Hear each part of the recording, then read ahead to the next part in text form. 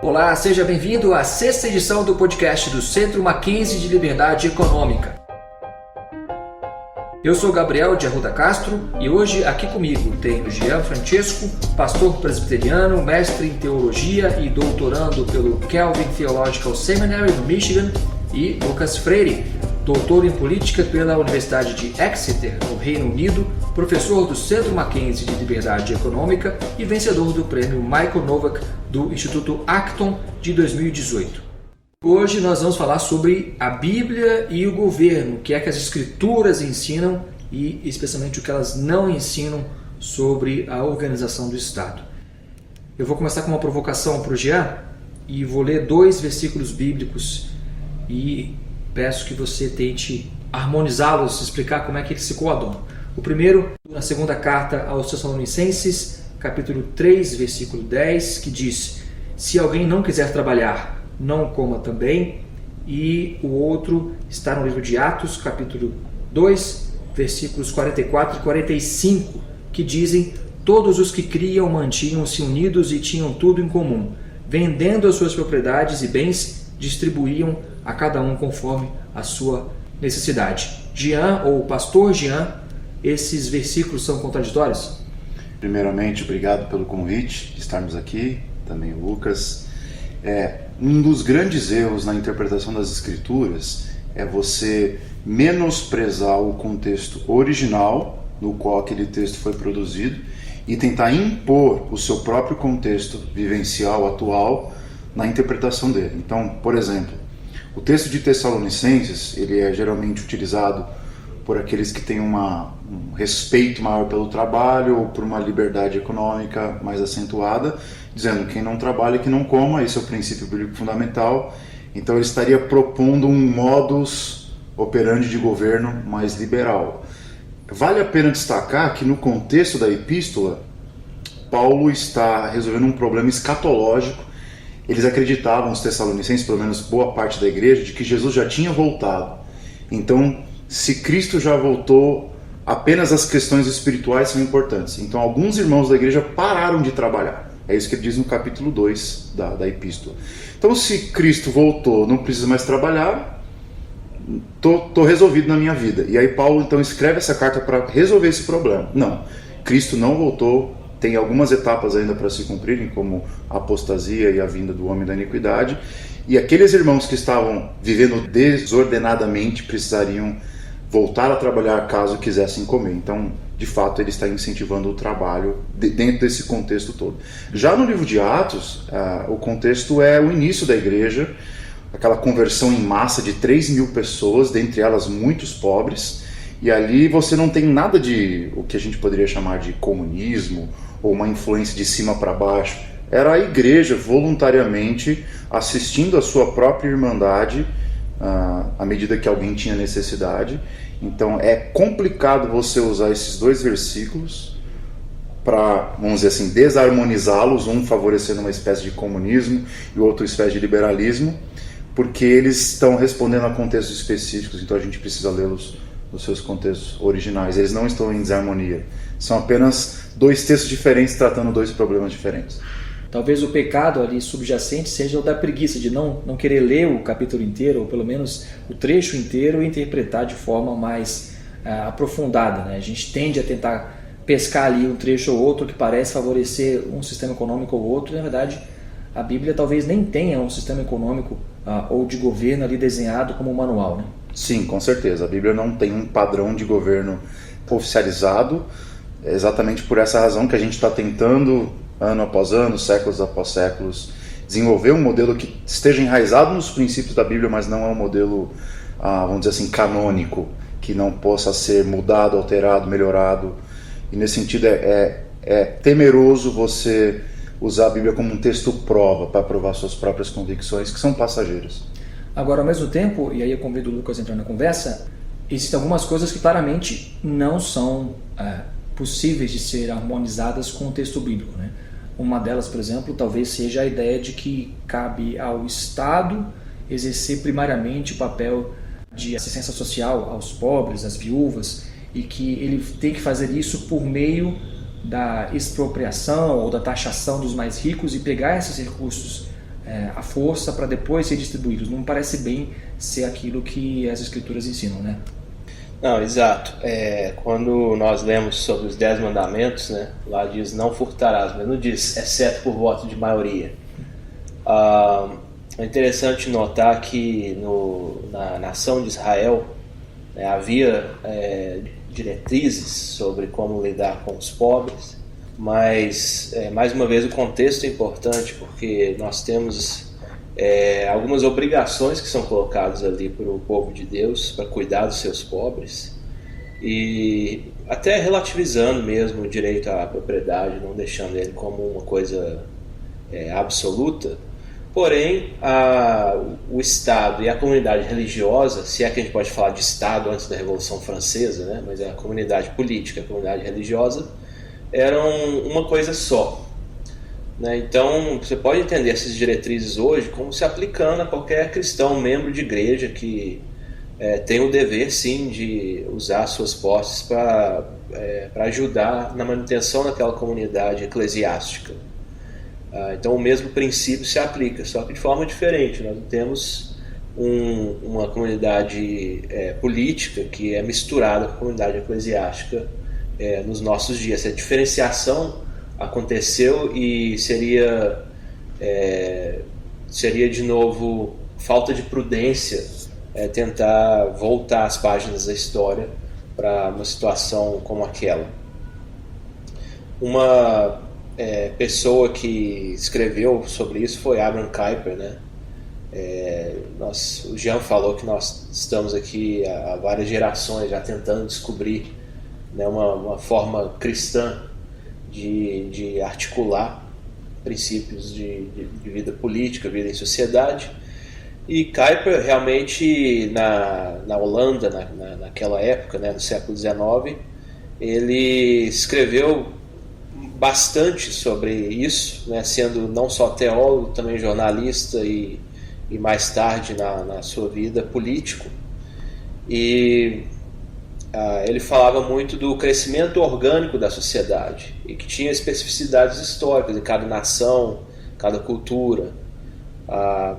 E uma das coisas interessantes é que ele falava que era vergonhoso que houvesse pobres na igreja, né? Não como uma teologia da prosperidade e muito menos como uma teologia do socialismo, né? Que então assim, cabia ao governo eliminar a pobreza, mas como uma teologia da igreja, o que é a igreja e quais são os ofícios, né? Então ele falava muito sobre o papel da diaconia da igreja e o papel das igrejas locais em cuidar dos seus necessitados, das suas viúvas, principalmente aquela pessoa que, tendo condição de trabalhar, ainda assim não consegue prover o sustento para a sua família, né? E Kuyper fala de várias coisas, né? Lembrando que ele está escrevendo no começo do século XX, final do XIX, que hoje nos chocariam, né? Uma delas é que a igreja não pode permitir que um de seus membros busque socorro fora dela, né? Então ela teria que agir de forma tal que não houvesse essa necessidade de sair do seio da igreja para poder buscar esse auxílio. Então eu, como cristão, tenho o dever de trabalhar, tendo condições para isso, condições físicas, né? Porque naquela época, especialmente quando o texto original foi escrito, de Tessalonicenses, trabalhar era basicamente trabalho manual, né? Então, tendo 2 braços, 2 pernas e um mínimo de saúde, você conseguiria trabalhar, né? Sim. Não precisava esperar alguém te dar um emprego, por exemplo, né? Então, eu tenho a obrigação de trabalhar e, ao mesmo tempo, precisando que alguém seja ajudado, a obrigação de auxiliar também, né? São 2 obrigações simultâneas e não excludentes, né? Tem até um texto em Efésios, capítulo 4, que deixa isso muito claro. O apóstolo Paulo, ele diz: não roubarás, não furtarás, mas trabalhe para ter o seu próprio sustento e ter condições de ajudar os necessitados. Então, o trabalho para aquele que se diz cristão não é apenas um meio dele conseguir a sua própria renda. É isso. E ele, como um corpo, né, dentro da igreja local, ele também tem essa missão de ser auxílio para o resto do corpo, né? E não apenas espiritualmente, mas também materialmente, naquilo que for necessário. E a gente tem a tentação, às vezes, Lucas, de querer desenhar qual seria o modelo de governo ideal, do ponto de vista cristão, inclusive, e aí fazer lá, criar lá uma teoria e tentar implementá-lo. Geralmente não funciona. A solução do Kuiper, especificamente, é interessante porque ele não fala em um modelo. Ou talvez ele tenha um modelo, mas esse modelo é feito de vários pequenos modelos, né? Como é que funciona, por exemplo, o princípio da subsidiariedade para quem não conhece bem essa ideia? Sim, esse princípio ele é mais articulado na chamada doutrina social da Igreja de Roma, né? E ele afirma que os problemas devem ser resolvidos idealmente naquela instância que está mais próxima do problema, né? E sobrando para a instância superior, então isso acaba sendo delegado de baixo para cima. Kuiper fala muito sobre descentralização como parte da agenda cristã para a política. Então caberia, por exemplo, ao governo federal resolver só aquilo que as províncias não conseguiram resolver em comum e os municípios também não. Ele até encontra um papel para o governo civil fazer uma assistência de emergência aos necessitados, depois que a igreja cuidou dos seus, depois que a caridade privada cuidou do que sobrou, né? E aí no nível municipal, no nível local, bem perto do problema, conhecendo aquelas pessoas da cidade que passam necessidade, o município poderia atuar também. Então isso para dar um exemplo de combinação entre um princípio e uma aplicação de prudência, né? Que não é uma receita de bolo que vai resolver todos os problemas, né? É preciso que cada caso seja tratado no seu contexto. Então, essa questão da subsidiariedade tem a ver com devolver ao nível mais local possível a atribuição de lidar com esses problemas. Uma outra ideia interessante, parece com essa ideia que Kuiper também defende, é a chamada soberania das esferas. Então, segundo Kuiper, isso faz parte da criação de Deus, que Deus criou potencial para o desenvolvimento da sociedade em esferas separadas, intrinsecamente separadas, cada uma com o seu chamado, a sua lógica, a sua missão. Então o governo tem um chamado específico de promover a justiça pública. Não qualquer forma de justiça, mas a justiça pública, aquela que tem a ver com dar a cada um o que é devido. Então, por exemplo, combater o crime de agressão faz parte do chamado do governo, usar seu poder legítimo de coerção para lidar com aqueles que roubam, que matam, né? Mas não caberia ao Estado, por exemplo, dizer qual é a doutrina da igreja, né? E na época que Kuiper escreve ainda tem um debate sobre se a igreja deve ser estatal ou não. Então ele começa fazendo essa diferenciação que é importante, até chegar no ponto em que a família, ele argumenta que a família é a sua esfera própria, soberana. O Estado tem a sua esfera própria soberana, o Estado moderno, já diferenciado. A igreja tem a sua esfera própria. E aí tem a indústria, os negócios. E podemos falar do que é também chamado de associações intermediárias, né? São várias associações de pessoas para vários fins distintos que não são necessariamente empresas, mas também não são parte do Estado. E ele devolve a discussão da época um ponto que estava sendo perdido com a centralização do Estado, que na medida que o poder do Estado estava crescendo e o individualismo também como mentalidade estava se espalhando, as pessoas perdiam a noção de uma intermediação entre indivíduos e Estados. Então ele tenta resgatar um pouco o papel dessas outras esferas, para que não fiquem indivíduos isolados de um lado e o Estado todo-poderoso do outro, né? Que é um problema muito grave que Tocqueville também já notava no caso do igualitarismo que a democracia trouxe, né, para as nações europeias e fruto da Revolução Francesa. Jean, você acha que nesse momento em que a gente tem, por causa da tecnologia, muito menos barreiras entre as comunidades locais, entre as nações, inclusive, você vai hoje no interior do Brasil, qualquer lugar que se você for, as pessoas estão ouvindo as mesmas músicas, provavelmente, têm costumes semelhantes, porque elas acabaram, de alguma forma, tendo uma cultura mais homogeneizada com esse avanço das telecomunicações, da tecnologia em especial. Então, alguns valores que eram específicos daquelas culturas locais foram talvez diluídos, não só pela tecnologia, mas também pela migração interna, até pela imigração em alguns países. Então ainda faz sentido a gente falar de fato no papel das comunidades locais, das famílias, como intermediadoras entre as esferas a mais poderosa, que é o Estado e o indivíduo, ou isso tem se perdido um pouco? Eu acredito que, como o Lucas falou, o Estado, quanto mais poder você delega para um ente centralizador, menos você tem condições de atender o povo na sua localidade, porque o Estado não é onisciente. E aí a gente até esbarra no conceito de idolatria política, né? De você pressupor que um indivíduo ou um grupo de indivíduos tem a condição de saber quais são as necessidades uns dos outros. E o próprio empreendimento dos grandes centros urbanos, ele tem essa dificuldade de manejar os recursos, de manejar o trabalho, de manejar, enfim, recursos humanos, porque é muito grande e não se administra bem. Então, eu acredito que, independente da globalização, da cultura, dos costumes, é importante a gente resgatar a independência e a suficiência das localidades. Eu acredito que as igrejas locais de cidades menores do que a de São Paulo, por exemplo, elas continuam tendo um papel muito relevante, porque elas estão próximas do povo, numa realidade menor, menos global, menos urbana. E, por exemplo, eu moro numa cidade lá nos Estados Unidos, Grand Rapids, onde a igreja vai estar radicalmente presente nas situações mais gritantes da sociedade.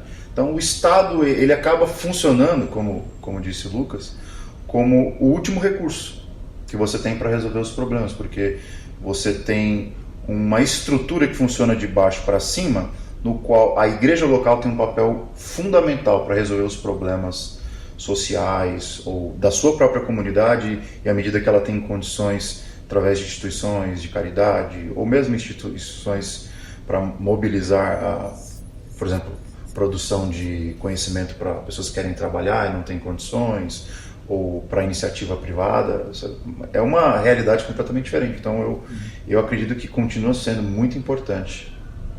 Não dá para você querer uma carga tributária menor, por exemplo, e ao mesmo tempo querer que o Estado cumpra todas as funções que são possíveis. Ou seja, se você não está disposto a você mesmo fazer parte do trabalho, entre aspas, que o Estado hoje tem feito, é um pouco difícil você querer que ele cobre menos impostos ou se intrometa menos na sua vida, né? Exatamente. Quanto mais você delega para o Estado resolver os seus problemas locais, estaduais, nacionais, menos você pode reclamar a respeito da quantidade de imposto que você paga, enfim. Então, quanto mais você pensa no local e de baixo para cima, menos condições você tem para, vamos dizer assim, reclamar das instâncias superiores, né? Você fica satisfeito com a sua condição. Então é muito bom que a gente recobre essa ideia enquanto cristãos no Brasil, porque a gente tem uma espécie de onisciente coletivo de que todos os nossos problemas não são culpa nossa. É uma espécie de síndrome de Adão. Ele reclama da mulher, a mulher que tu me deste é a causa dos meus problemas. O brasileiro tem a síndrome do governo. Não, é culpa do governo. Se tem pobre na rua, se tem pobre na igreja, se tem pobre, enfim, em qualquer instituição, é culpa do governo. Se a gente não tirar isso da nossa cabeça, urgente, a gente vai estar traindo os nossos próprios princípios bíblicos, né? Do que é ser igreja, a diaconia da igreja, e a gente vai estar dando uma contribuição muito pobre para o cenário público. Esperar que os burocratas abram mão de poder é uma coisa mais utópica, né? Sempre que alguém surge com um problema novo e pede que o Estado resolva, ele fica feliz em ter esse poder a mais, porque ele vai ter que criar provavelmente um imposto novo ou pegar mais dinheiro de algum lugar para bancar a si próprio fazendo essa tarefa, e vai ter que ter uma lei nova obrigando algo ou proibindo algo, o que aumenta o poder dos próprios burocratas, né? Então, de fato, tem que ser de baixo para cima. Dificilmente algum governante abre mão de poder, né? Agora, Lucas, em alguns lugares há um movimento, não sei se com base nesse princípio da subsidiariedade, até alguns grupos de esquerda defendem, para você comprar as coisas do seu produtor local. Em vez de ir no Walmart, você vai na vendinha local, que às vezes vai ter menos variedade, vai ter um preço mais caro, porque tem menos escala, mas é o seu vizinho que você está ajudando, é o cara da sua cidade, em vez de ajudar um mega investidor, um mega empresário lá de longe. Você acha, levando em conta o princípio da liberdade econômica e o que a gente sabe sobre o comportamento econômico das pessoas que tendem a comprar o que é mais barato, o que é mais fácil, você acha viável isso como uma tentativa de resposta, de incentivo à economia local? Você priorizar o comércio local mesmo quando for um pouco mais caro ou de menos qualidade? Sim, como um ato voluntário das pessoas, elas têm a prerrogativa de comprar de quem elas quiserem, né? Até onde existe liberdade econômica. E, na verdade, o preço mais alto que elas pagam não é pelo produto em si, mas é pelo produto mais o incentivo que eles querem dar à comunidade local, né? Agora, quando isso passa a fazer parte de alguma distorção, pode ser prejudicial, mesmo do ponto de vista econômico, né? Por exemplo, tem o pessoal do Fair Trade, né? O que eles fazem, basicamente, é pagar mais caro por um café que é feito de uma forma mais ineficiente. Então, você está premiando a ineficiência desse jeito. Mas tudo bem, cada um é livre para fazer nessa esfera o que deseja fazer. E se quiser incentivar desse jeito, que faça desse jeito. Mas eu acho que no longo prazo acaba sendo prejudicial aos produtores que não têm o sinal correto de que o que eles estão fazendo no seu processo de produção é eficiente, né? As megacorporações que estão cada vez mais avançando nos Estados Unidos, qualquer cidade minúscula tem lá o Walmart, tem o McDonald's, tem. Sim. Provavelmente existia lá em algum lugar, em algum momento, uma vendinha do tiozinho da esquina que não existe mais, né?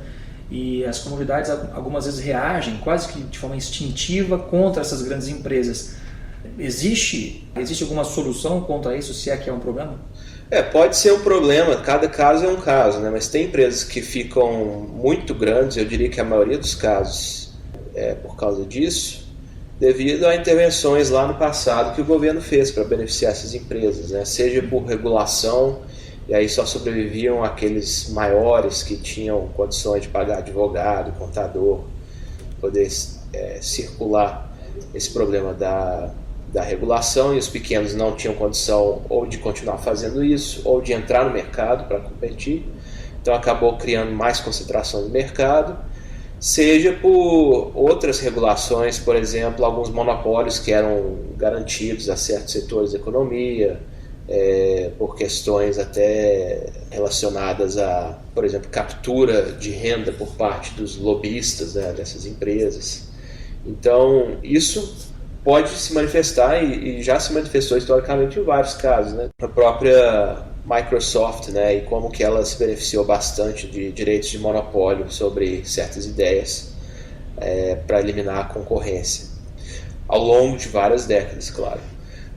Por outro lado, tem empresas que conseguem sair bem e até aumentar o tamanho por questão de eficiência mesmo, né? Em primeiro lugar, pode fazer sentido concentrar mais a firma, aumentar de tamanho e fazer seus manejos internos, né, em vez de dividir isso em várias firmas.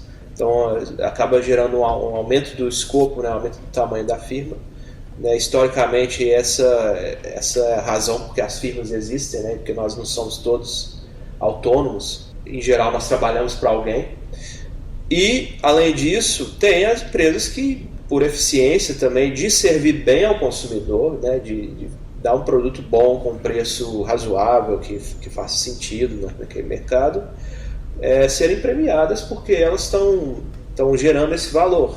Se o mercado vende mais comida para mais gente por um preço mais barato, não é uma coisa ruim também, né? Sim, não é uma coisa necessariamente ruim. Aí vão surgir nichos, né? Quem gosta de orgânico acaba gostando de pagar mais caro um pouco por um produto mais diferenciado.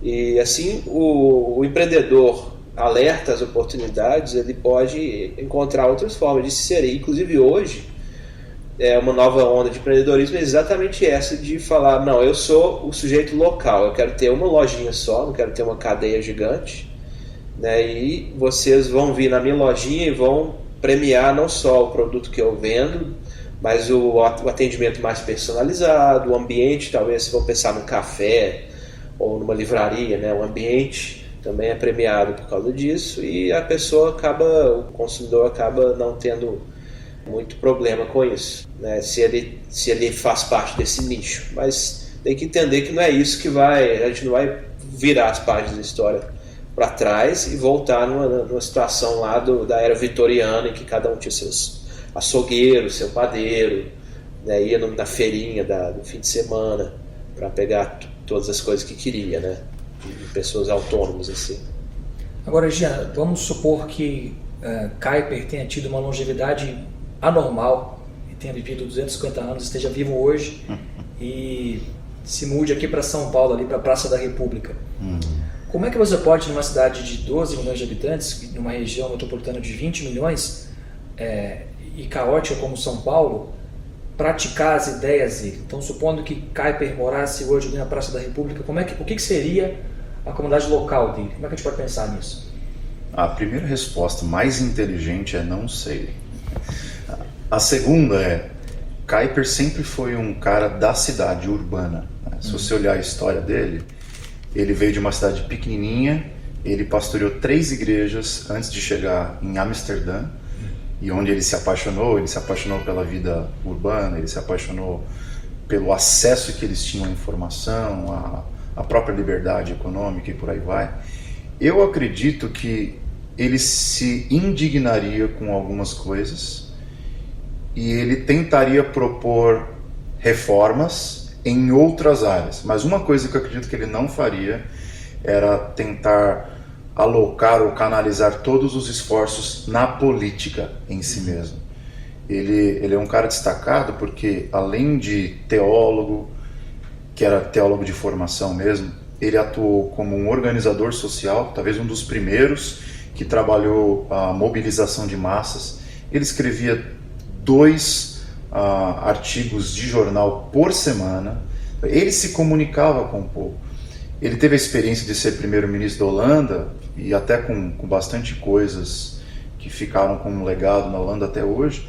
E aí ele não foi reeleito, ficou frustradíssimo com a não reeleição e então decidiu fazer uma viagem pelo Mediterrâneo para conhecer o mundo. E dentre tantas coisas que ele aprendeu, ele chegou à conclusão que a mudança cultural ela é mais eficiente do que uma mudança política por si só.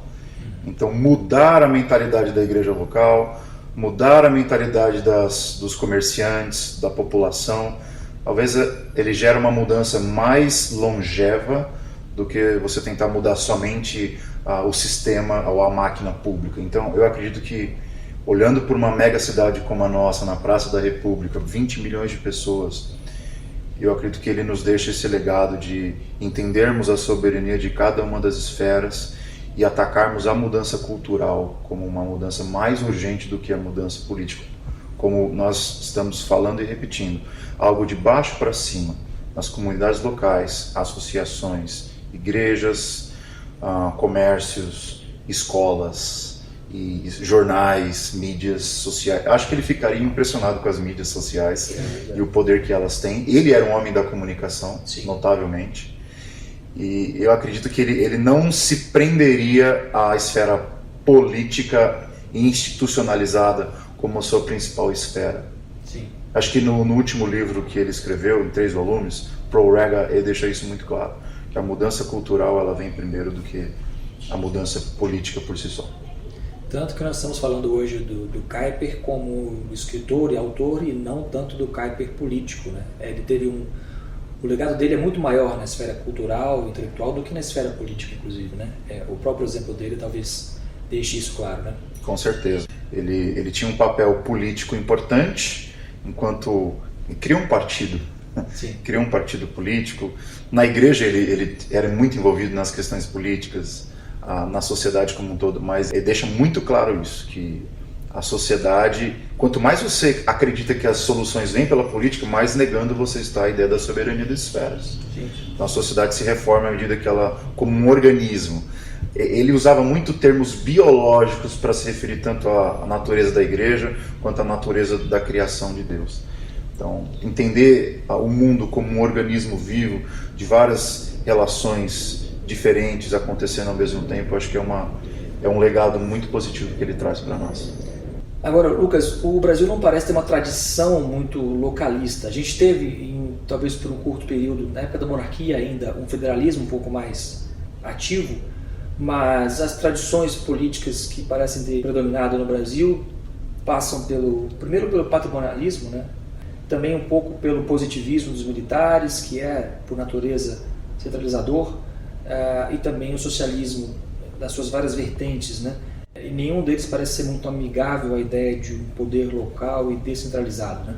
Por onde que pode vir, vou chamar de a revolução no Brasil, né? Uma provocação, mas por onde que pode vir a mudança, por qual meio? Talvez as igrejas possam ser um mecanismo fomentador disso. Certamente. É difícil falar de uma solução fácil para um problema que tem existido desde pelo menos o golpe militar de 1889. Mas você mencionou o positivismo, eu acho que isso é importante ter em mente na hora de pensar numa mudança. Porque uma das ideias por trás do positivismo é aquela arrogância de crer tanto na razão humana, a ponto de achar que nós podemos, ou um grupo iluminado de pessoas, pode redesenhar a sociedade.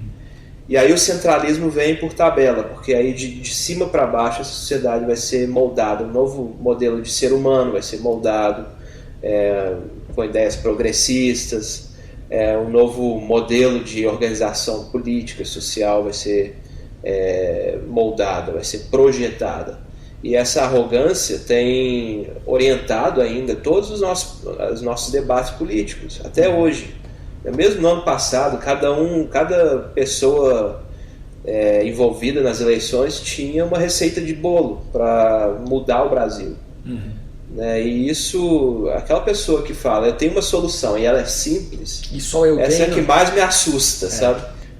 Mas voltando um pouco para a sua pergunta, a gente tem que falar não de uma revolução, mas de uma reforma. Acho que o Jean falou de reforma, que era a ideia de você ter medo de uma ruptura tão radical assim, por prudência, mas também porque nós, por melhores que sejamos, e nós não somos os melhores, né, da história, nós não podemos fazer esse projeto de uma nova sociedade que rompe com todos os problemas, né? Eu já ouvi alguém dizer, não, em São Paulo não tem solução, tem que jogar uma bomba e começar de novo, né? Seria fácil começar alguma coisa, mas como não é esse o caso, né, tem que haver uma mudança gradual, com alguma continuidade, com erros e acertos que já foram cometidos no passado. A solução, para mim, passaria por uma reconstrução do capital social. Principalmente nos anos recentes, né, o nível de debate e de conversa pública degenerou bastante. As pessoas estão mais divididas por causa da agenda política. Gente na mesma família que não se conversa, na mesma igreja que não se conversa. Então, de fato, as igrejas têm uma função de redenção, de cura nessa esfera a ser realizada em termos de reconciliação entre as pessoas, mas também de agir, né? Agora não a igreja necessariamente como igreja institucional, mas os cristãos juntos buscarem as causas que são comuns a vários cristãos, por exemplo, a defesa da vida, o próprio auxílio aos mais frágeis, aos pobres, às viúvas, tirando isso das mãos daquele que tem sido a nossa grande esperança, o nosso grande ídolo, né, que é o Estado, e retomando, né, o papel de atuar nessas esferas. E eu acho que no médio prazo nós podemos reinterpretar a linguagem dos direitos humanos, né, que os últimos partidos no poder